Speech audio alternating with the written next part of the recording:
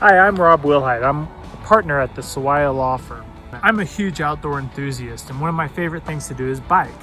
So today, what my plan is I'm going to bike all the way from Idaho Springs to the top of Mount Evans. I think it's going to be a wonderful adventure. It's something I've never done. And what I'm going to do is bike the highway to Echo Lake, and then Echo Lake all the way up to Mount Evans. I ended up starting at Idaho Springs, exit 240, and I just set up my bike and everything at the ranger station. And from here, it's approximately 57 miles round trip and about 7,000 feet elevation gain. So it's going to be a long day, but it's going to be a beautiful day. So off to my adventure.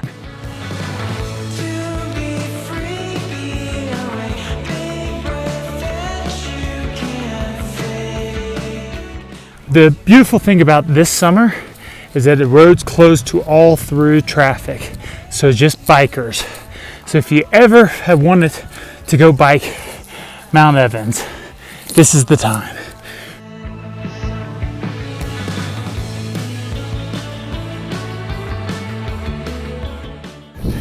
Crossed somewhere over 12,000 feet, I believe.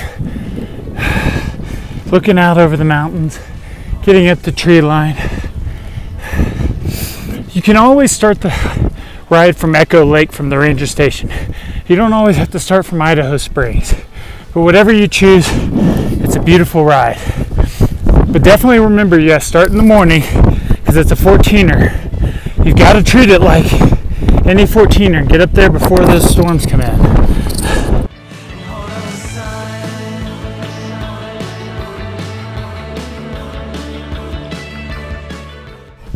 It was a slog.